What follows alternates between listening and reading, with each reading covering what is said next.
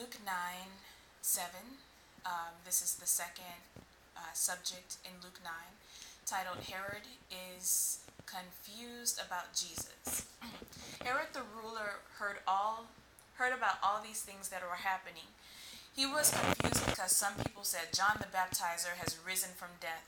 Others said Elijah has come to us. And some others said one of the prophets from long ago has risen from death. Herod said, I cut off John's head, so who is this man I hear things about? Herod continued trying to see Jesus. So King Herod, and I need to brush up on my Bible history because either this is the king that was coming from for Jesus when he was born, or this is his son, also named Herod. It's one of the two. But when Jesus, everybody knows the birth of Jesus, the story where Jesus was born, and as soon as he was born, then the current king heard that there was a king being born. Everybody was going around saying, oh, all the well-known prophets or whatever, they've got this message from God to know that there's a king that's being born, someone very special. So the current king is hearing all this, and he's getting jealous, and he's like, wait a second, I'm the king. I can't let him come across and take my kingdom. Almost the same situation as way in the Old Testament where David was promised to be king, and because Saul was jealous of him, he hunted him down to kill him. So this is the same thing that happens to Jesus Christ.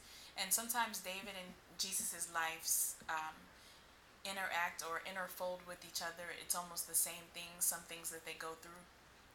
And David was known as a king just like Jesus is known as a king. King of kings, Lord of lords. So this is what's going on. King Herod, either it's the king that was there when Jesus was born, or this is his son also named Herod.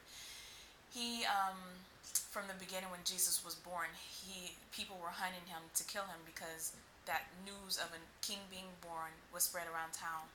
So now this king Herod is confused about who Jesus is. So he wants to seek more information about who he is because everybody's saying, oh, he's going around doing miracles, he has to be from God. So this King Herod, he's like, wow, I don't know who this is. Who is he? And he wants to know more about Jesus Christ. And he mentions in here, he as the king, he said, John the Baptizer, what did he say? Oh, he said, the king said, I cut off John's head, so who is this man Jesus I hear things about? Herod cut off John the Baptist's head. If you remember, John is the one who went around baptizing and saying to everybody, change your ways because the one who's coming to take away your sin is here. So be prepared to get your sins taken away, and once they're taken away, be ready to turn from your sins because you are a new life, etc., etc. So John was born before Jesus, and he put that message out, and he would also tell people right and wrong things to do. And one of the things he would tell the king is that, hey, it's wrong for you to sleep with your brother's wife, because he knew the king was cheating with his brother's wife.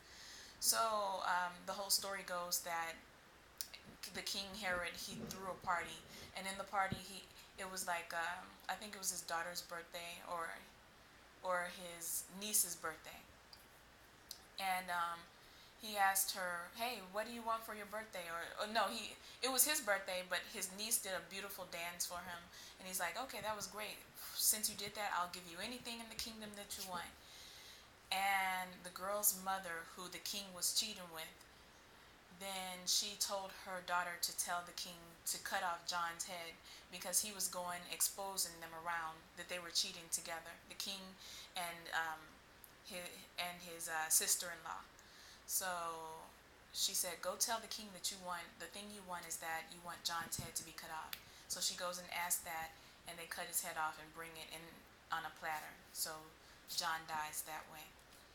So the same king is like, hey, I did away with John, so who is this new man? Has he come back to life? I mean, they're really spiritual minded, and they really believe in, spirits coming back to life and that kind of thing. So he's really scared now because he's like, wow, this man is doing the same things that John was doing, even more. He's doing all these miracles. Is he coming back from the dead? And if he is back from the dead, I'm interested because I know I killed him, and he's going to come and try to kill me, especially if he has the power to come back from the dead and all these other miraculous powers.